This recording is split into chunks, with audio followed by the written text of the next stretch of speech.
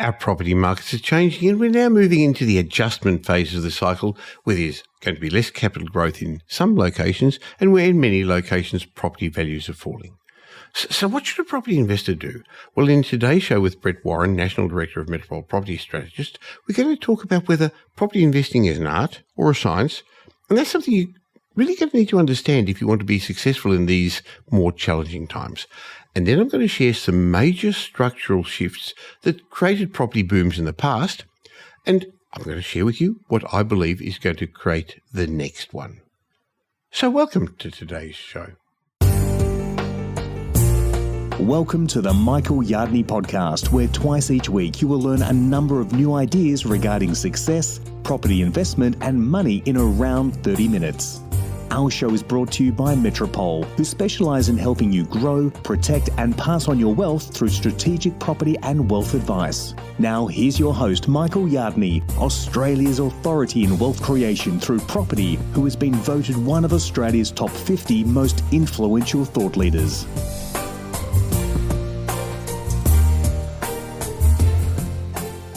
It's often asked, is property investment an art or a science? How do you become a successful property investor, considering the fact that most investors, 90% of investors, never get past their first or second property, so they don't get the financial freedom they deserve? Well, let's discuss this with National Director of Metropole, Brett Warren. Hi, Brett. Hi, Michael. Good to be with you. Now, I know you've spoken to investors, helped investors, mentored investors for well over a decade now. So what are your thoughts? Is property investing an art or a science? I actually think it's a bit of both, Michael. I think it's necessary to understand both sides of the equation. You know, you need the research, the facts, the data to help make the decision. But on its own, it's probably not enough. You're going to need that on the ground level experience. You know, so you need to bring that data into a more, knowledge-based system and give it a level of perspective in order to make the best informed choices. Now, so someone may be looking at data and always make their decision based on data, but the trick is also knowing how to action that and bring it in with that practical experience in order to make an investment decision. I think there's one bit more. It's actually also perspective. And I think that's one of the reasons why currently a lot of the economists and analysts are getting their forecasts wrong, because they're sitting in their offices looking at spreadsheets, looking at models, some of them created by the Reserve Bank, that say if interest rates go down a particular percentage, affordability goes up, and so people are able to borrow more. And they're now doing the reverse. If interest rates go up, affordability goes down, so the property market's going to crash. What they're missing out on is the fact that the property market is actually people, not numbers and figures on a spreadsheet. So it's much more than just science, isn't it? Well, that's a really good point. And I think also, Michael, we talked about cognitive bias before and really focusing on the data that you want to tell the story. And we can relate that to the bigger picture economy, because the sky's falling in when the interest rates are rising and inflation's rising. But in reality, jobs growth's low, the economy's going fairly well. And on a micro level, investors always favour the data that they want to tell the story. So it's quite interesting, isn't it? You're right there. So you need to complement the data, as you say, with local area knowledge. So that's why at Metropole we actually have property strategists who do the hard work and the data and the research and planning things, but actually using the perspective to understand it. And then the people on the ground, which is the art part, I guess. But over the years, I've actually come across 3 different types of investors. Maybe we should just have a look at those, and people listening to this should think, hey, where do I fit into this? Because you'd wonder which sort of investor would do better in the long term.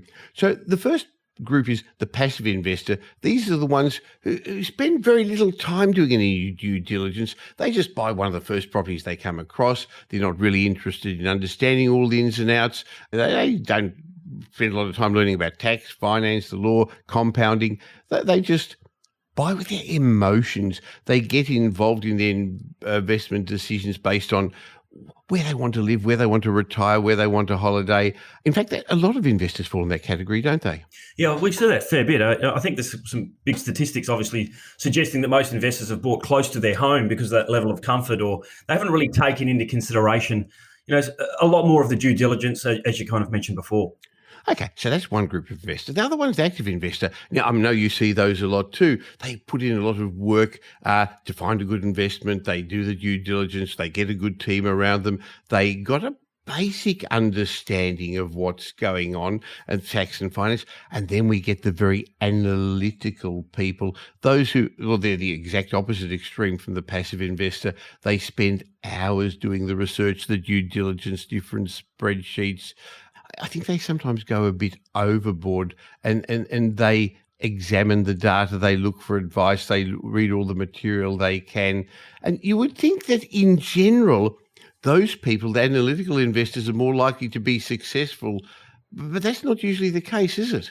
No, because it is the science part, isn't it? And that they don't have the art part to combine it. And in this environment, Michael, the analytical people are probably, analysis paralysis. They're waiting for the right time or waiting for the data to pinpoint an exact moment. When in reality, and even when they find that moment, they don't have that perspective at ground level we were, speaking about.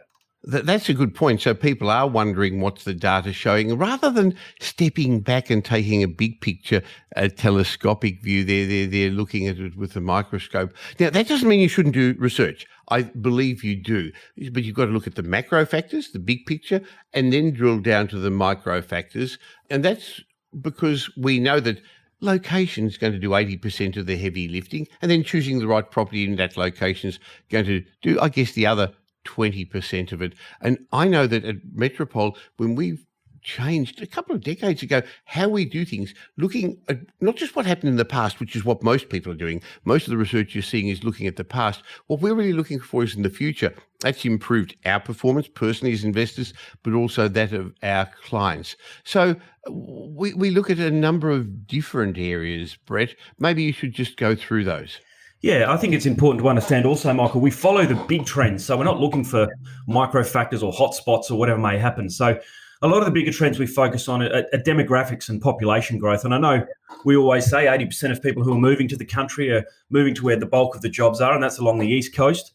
We're looking for the economic and employment growth to continue. And one of the factors in Brisbane's resurgence at the moment is that employment growth. We're finally getting some jobs growth, and that leads to wages growth. And that's significantly important. A lot of investors analyse wages growth, but I think that's really an important tool to analyse, because people can even more so now, Brett, where affordability is an issue for many people, but not for those with higher incomes.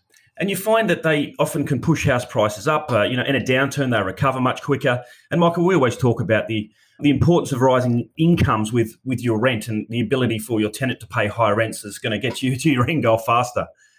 Infrastructure growth is also important, and supply and demand's equally critical. And as we speak about, people focus on these things in isolation, like we spoke about before, but we have to tick all of these boxes. There's no point buying a new airport or a new university somewhere where it doesn't have the economic and the wages growth, and vice versa.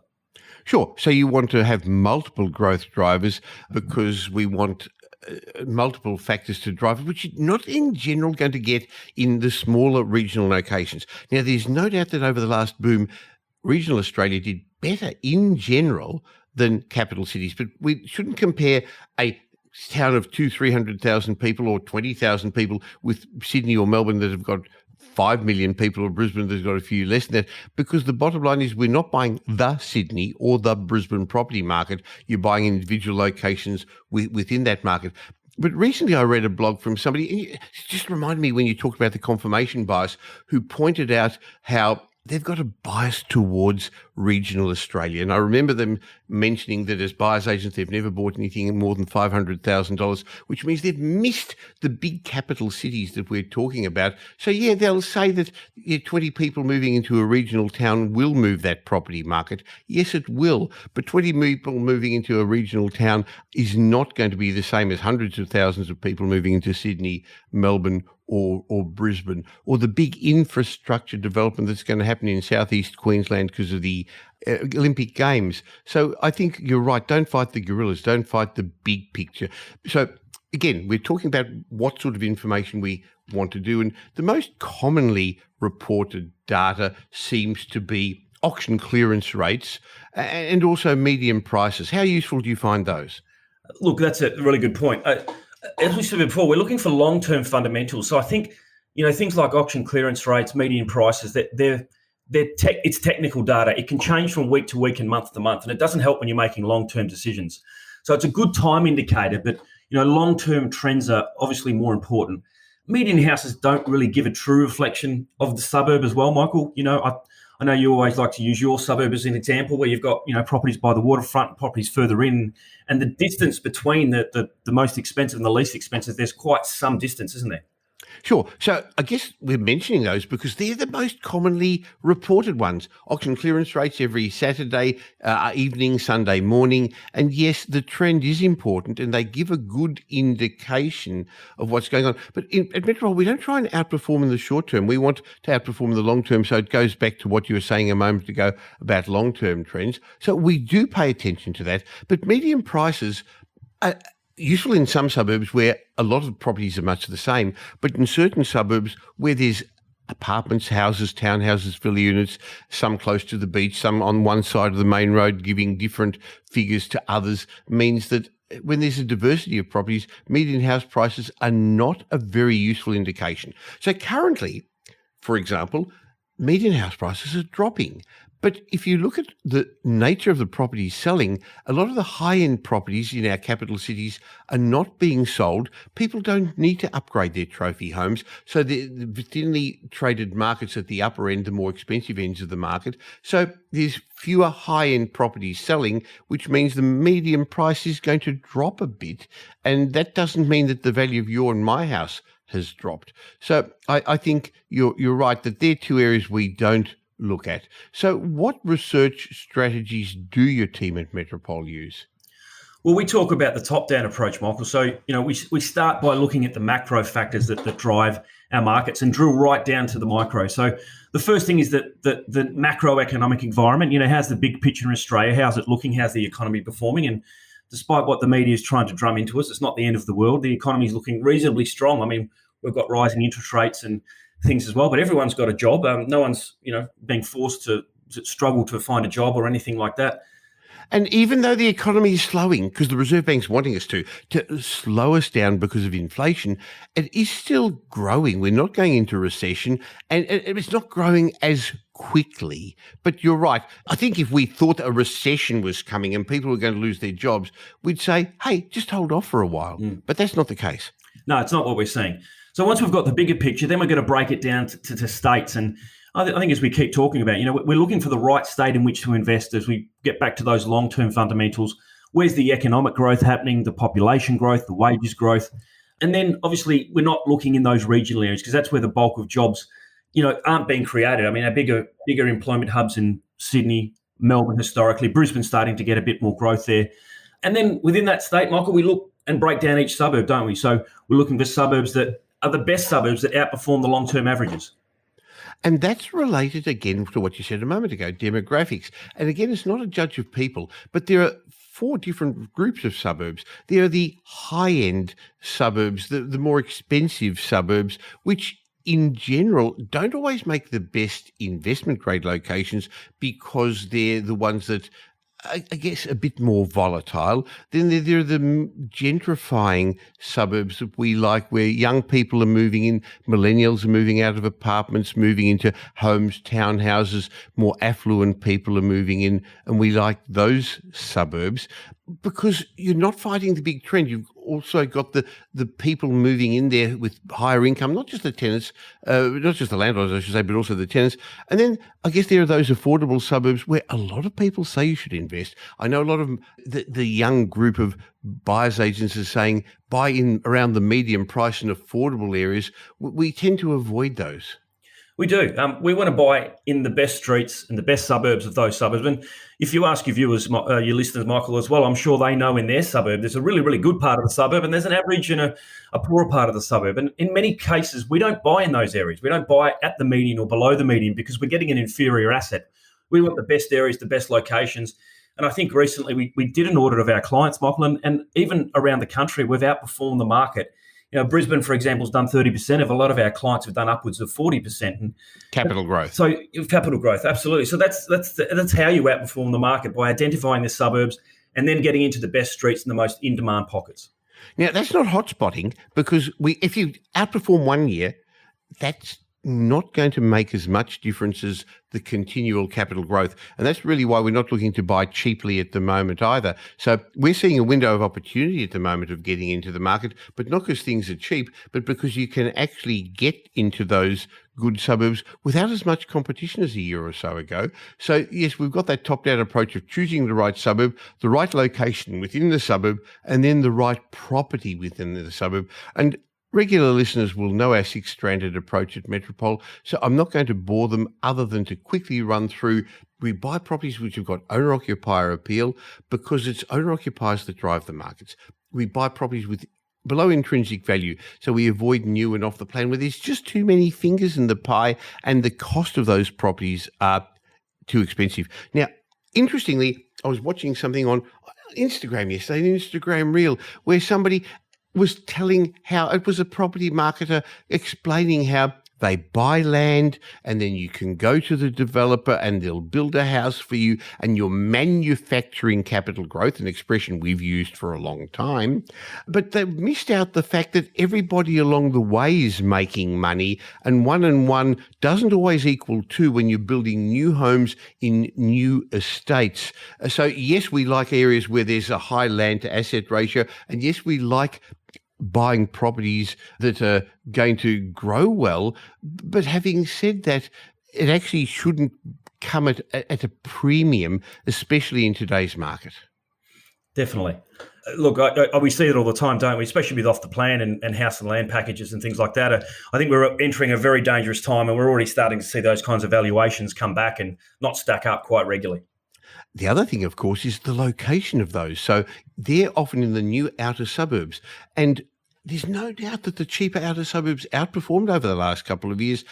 A rising tide lifted all ships, but it's unfortunate that they're the areas that were more hit by COVID. They're the areas where the locals didn't do as well. The wages didn't go up anywhere near as much as the value of properties did. And we're already hearing stories of young families who bought into the market with 5% deposit because of government schemes, 10%, and are now having negative equity or can't actually afford to keep up their mortgages. So I can see those house and land packages in the outer suburbs being areas that are going to have some hurt over the next year or so.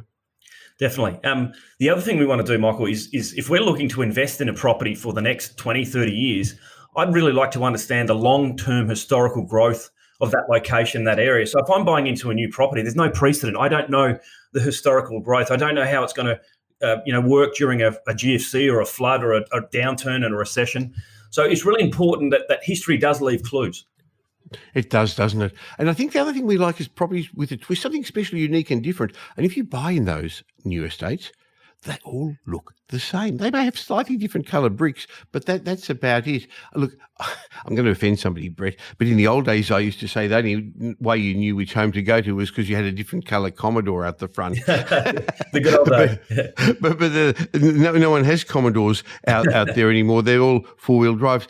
And we like buying properties to which you can add value. Yeah, look, Michael, getting back to the research part, and our research at Metropole's found some interesting reasons behind the most recent property boom, and it's probably worth discussing those. Yeah, look, before we talk about the most recent boom, it's probably worth looking back and giving it some context. We did have a once-in-a-generation property boom, and the value of most properties around Australia increased 20%, 30%. And as you said, some outperformed, and we were lucky enough to find those for our clients. But actually, it wasn't luck. It was the homework, the research, the art and the science. But that wasn't a normal property boom. We're not going to have another one of those again for quite some time. So every now and then, though, we do have a very significant property boom, a major structural shift. So what created the one we've just been through was not just the lower interest rates, and everyone talks about that, but it was also a combination of things, including pent-up demand. If one goes back a bit further, in 2017, APRA tightened the screws. You may remember 2016, there was concern that 50 to 60% of all the properties being bought in Sydney were bought by investors. That was a speculative boom happening, and APRA nipped it in the bud, stopped it, and made it harder for people to borrow, particularly investors and also foreign investors. But when you stop people, it actually creates a level of pent-up demand. And then we also had pent-up demand not being able to move because of COVID. So the last boom we had was a significant structural change of releasing the pent-up demand you could get out, as well as very low interest rates. But I'm actually old enough to have experienced a few of these significant structural shifts. Yes, probably a few more than I have, Michael. Sure. Well, when I first started investing in the 70s, one big structural shift was high inflation. We had, like now, we actually had very high inflation. The Whitlam government came into power. Now, I didn't understand anything about economics in those days. I just bought right close to where I lived, close to where I went to school, where my mum went shopping. I still lived at home with my parents. I was a student and I went halves with my parents. One of the big things that changed was finance. In the 70s, women went to work, banks started to accept their income as second income, and all of a sudden it gave the average household twice as much borrowing capacity. And so the structural shift of more finance capacity and underlying inflation created an amazing property boom, which I didn't fully understand. I just bought a property and it went up so much in value. 3 years later, I could refinance and buy another one. And I thought, hey, why hasn't anyone told me about this? Now, unfortunately, I think some others who've gone through the last boom, last year or two, some beginning investors are going to think the same. But the Reserve Bank and some of the increasing interest rates is going to change their mind on that as well. Most definitely. Absolutely. And the next one was obviously the 1990s, Michael, with the deregulation of the bank and the non-bank lenders coming in to allow people to borrow a lot more. That's right. That was a big shift as well. And it was started by Aussie John Simons and Aussie Home Loans, where before you used to have to put a suit and tie on and go to the bank manager and stick to their criteria. There was a period of time where building societies lent money as well, but it was really the banks that controlled things. And if you didn't fit in with their criteria, you couldn't. But again, that was a big structural shift. You're right, Brett, that all of a sudden people had more borrowing capacity, and that led to a significant property boom in the late 90s after the recession we had to have. And then there was, again, I think it's worth remembering these things to see what's going to happen in the future. In the early 2000s, we had a mining boom, and that created significant wages increases. And again, when people had more borrowing capacity because of wages, not just people in Western Australia, it gave them the capacity to borrow more. And in the early 2000s, we had another significant property boom. Yep. Well, it wasn't interesting, Michael. I can recall because I was living in the West in the early 2000s, and I think at one stage we were betting on the Sydney house price versus the WA house price. You know, it was level pegging, wasn't it? It was. You're right. Perth houses cost as much as Sydney houses, the median price, and then the world changed. Then we had the global financial crisis. I think this is interesting looking back. You can see that every 10 years or so, the world breaks. The global financial crisis, the tech wreck in the early 2000s. But we've also got to remember that even though the world does break, it actually fixes itself and we get back to normal again. In the late 2000s, we had another mining boom. And after the global financial crisis, Australia became a preferred destination for a lot of people, a lot of foreign investment, especially from Asia. They saw Australian real estate, residential real estate in particular, but also commercial as being very cheap compared to back home. And that meant that we built a lot of those apartment towers and foreign investors were outbidding locals for properties, and rules changed and they were only then allowed to buy new property, which led to another property boom, the boom of building a lot of apartment towers. And booms always lead to the next downturn because we built a few too many and then there was a bit of a slowdown.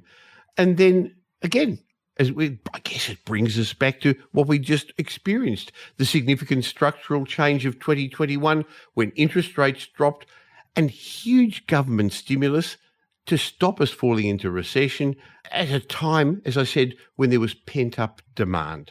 It was a bit of a perfect storm too, wasn't it? Because we were saving more than anything. We weren't travelling. I know a lot of us were spending a lot of money on online shopping. Some of us more than others, Michael. But I actually remember there were two sort of days, because I lived in Melbourne where I was locked down for 260 days. So there were days when you did the online shopping and the postman got to know me by name. He'd ring the doorbell, wouldn't come in. Hey, Michael, I've got a parcel for you. So there were days you got parcels from online shopping and there was days you threw out stuff that you bought online that you didn't really need. It was an interesting time. But look, it is all very interesting. But what do you think and what do you feel is the next big structural shift, Michael? I think that's a good question, because we're now moving into a period of lower capital growth. We had that boom. Will another one happen? Yes, it will. Will it happen next year or the year after? No, it won't. Does that mean you shouldn't invest? No, because when you look back over the decades that I've been talking about, there has still been good capital growth in between, with booms interspersed by downturns. But I see the next big structural shift being when baby boomers in particular, and their parents, a few of people left in the builders generation, die off. And it's been suggested that there's going to be a significant transfer of wealth. And there's been various estimates. I know McCrindle, demographers, and we've had Mark McCrindle on our podcast a few times, talked about, he's suggesting there could be a $6.2 trillion worth of wealth transfer in residential real estate to their families over a decade or so. Now, if you think about it, Australian residential real estate, there's about $10 trillion in the property market. By the way, people talk about how much debt there is. There's only $2 trillion worth of debt against that. Now, I say only $2 trillion, but when you look at the whole residential real estate market, that's a 20% loan to value ratio. It's not overly geared. But when you think about it, it makes sense that a large portion of residential real estate is currently owned by the older generations, because they've been there for a long time, the baby boomers and some of their parents as well. And so on that basis, as they die off, they're going to transfer the wealth to their kids and their grandkids. So various studies have estimated that there's going to be an amazing wealth transfer. And Australia's Productivity Commission suggested that there's going to be a fourfold increase in inheritance over the next 20 years. It's been estimated baby boomers will pass on an estimated $224 billion each year in inheritances by 2050. So we're not dying off any time soon, in case my kids are listening to this. I'm going to be around for a long, long time. But it is going to, over time, create a significant transfer of wealth.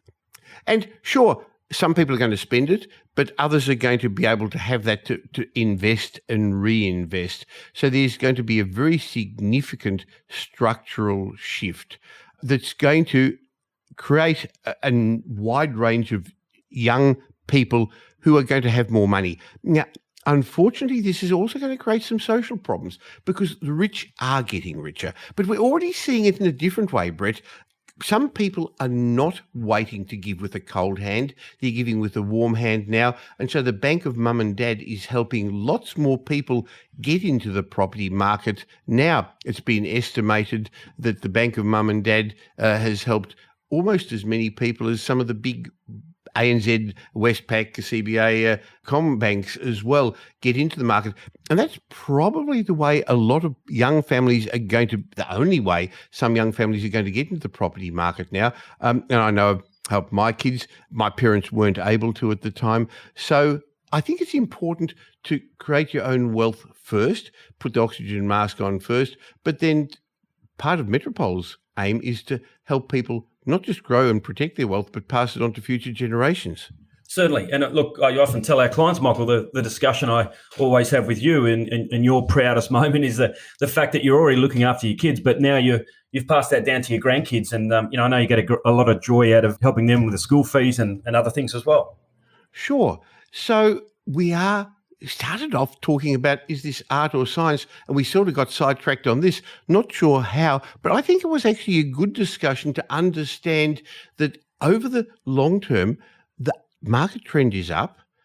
Currently, in the short term, it's down, but that's just part of it.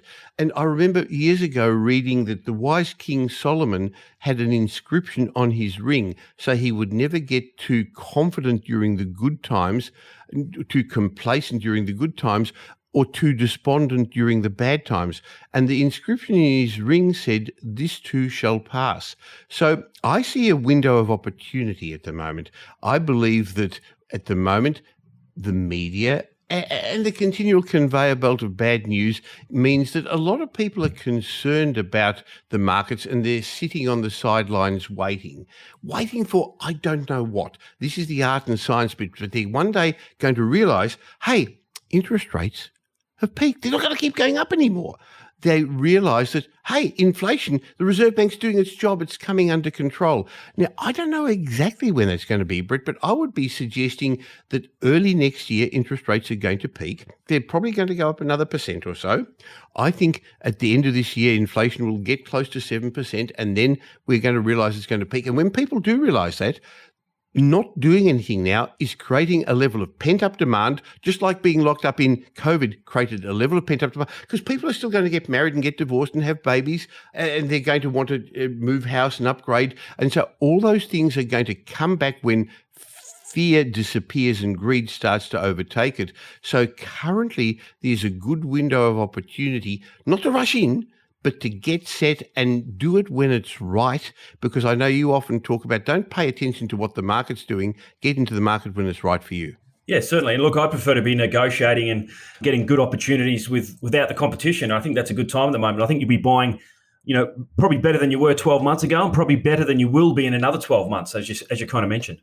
Now, again, it's not because properties are cheap, because if you buy something now, even if it drops a little bit, what's going to happen is you're going to look back in 3 years and 5 years' time and say, hey, that was really a bargain.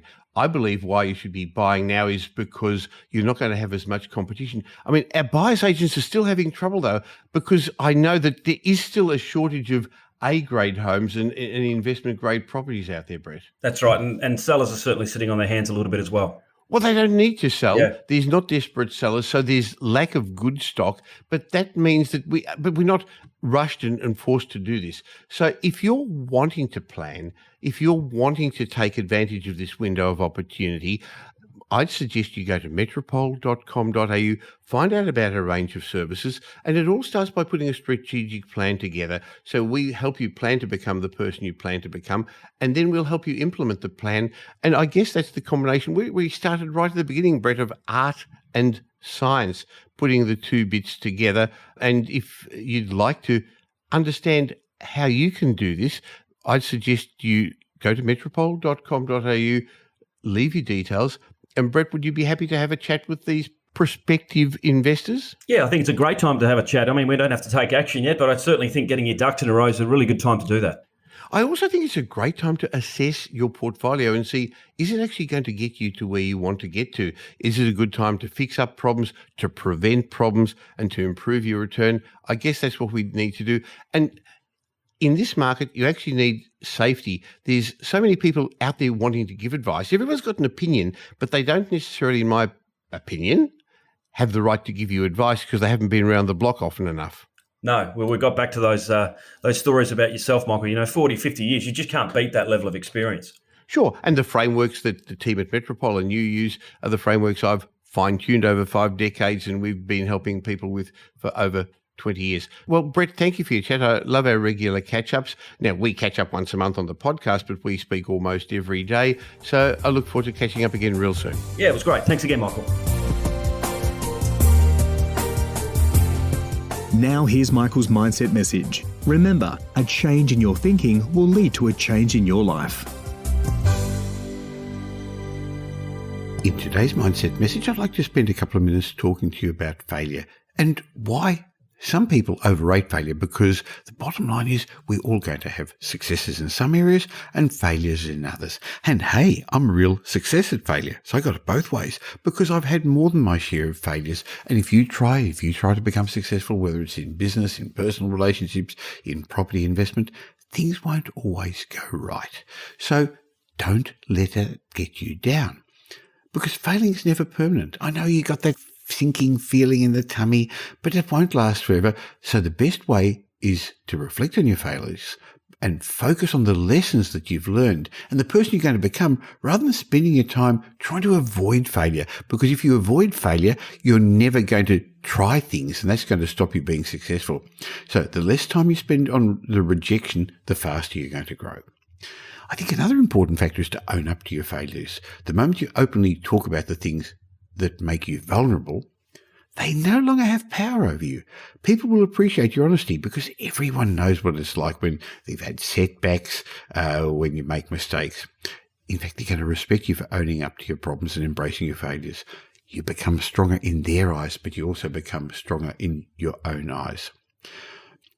Now, an important message that's come through many of my mindset messages is that the world won't change unless you do. Remember, the world owes you nothing. It was here first. So you can't blame your shortfalls that are happening in your life or the people around you or your past decisions on things that are happening to you at the present. It's not the event that defines you. It's how you choose to react to it. So forget what others say. They're going to judge you anyway. If you want the world to change, you have to change first. You've got to change the way you think. Remember, your outside world is a reflection of your inner world. Your thoughts lead to your feelings lead to your actions lead to your results. Now, Steve Jobs once said it cleverly. He said, if you don't love it, you'll fail. So my question to you is, how badly do you want it, whatever it is that you're after? Remember the story about Thomas Edison. He made 1,000 or so unsuccessful attempts at inventing the light bulb. But from his perspective, he didn't fail 1,000 times. The light bulb was the invention with 1,000 steps to get there. So my question to you is, what are you after in your life that you're now going to have to just keep doing that little step by step, failing sometimes, getting a bit closer till you get there? And remember, when you do fail, and you will, just because you fail doesn't mean you're a failure. Never let failure deteriorate your self-worth. If your head hurts, you don't say, I'm a headache. You say, I have a headache. So failure is nothing more or less than an event. Don't personalize it. And remember that failure is part of the process to success. The fastest way to become successful is to double your failure rate. Successful people have failed more times than a beginner has even tried. So, the bottom line from today's message to you is, if you want to succeed, fail faster. Now, I don't know who you are listening to this, but if you're S. Wiley, who's left a 5-star review for me on Apple Podcasts, firstly, I'm going to read it out, and then I'd like you to email me, michael@metropole.com.au, and I'd like to gift you one of my books as my way of saying thank you. I used to do that before, and it's a habit I've gotten out of, so I'm going to do it again. So, first of all, if you've enjoyed today's show, and you know somebody else who'd get some benefit from it, why not tell them about it? Because I'd like you to help me in my quest to make more Australians financially fluent. We're going to run into some challenging times ahead in our property market, so the more people that understand what's going on, the better. And if you'd like to tell the world, as S. Wiley did, I'd like you to leave a review wherever you're listening to the show. Anyway, the review I'm about to read out says, excellent and considered commentary. This podcast looks at all aspects of property investment and the economy. A really enjoyable and comprehensive podcast to subscribe to. Highly recommended. Well, once again, thank you so much. I love getting the reviews, and they're almost all 5-star. I see a 4-star one there as well, but hey, thank you so much. Now, I'll be back again real soon. You can catch me on social media in between these shows. Look for Michael Yardney, or join my private Facebook group. Go to Facebook and join the Property Update private Facebook group. Also, as a way of saying thank you for subscribing to my podcast, I've got a gift for you. Go to podcastbonus.com.au, www.podcastbonus.com.au, where you can pick up a heap of ebooks and reports as my way of saying thank you. I'll be back again real soon. In the meantime, have a great week. Make it a great week. Thanks for listening to this episode of the Michael Yardney podcast, which was brought to you by Metropole, who help their clients grow, protect, and pass on their wealth through strategic property and wealth advice. If you like what you heard and don't already subscribe, you'll find us on iTunes or on your favourite Android app as the Michael Yardney podcast. Watch out for our next show, which comes to you twice a week, and you'll learn some new ideas about property investment, success, and money in around 30 minutes. To get more of Michael's thoughts, go across to www.propertyupdate.com.au and sign up for his daily morning briefing, and you'll hear from not only Michael, but a group of leading property success and money experts. And just a reminder that the information you heard in this show today is general educational advice and not specific investment advice, as we don't know your personal circumstances. If you're looking for specific advice, why not ask the team at Metropole to help you?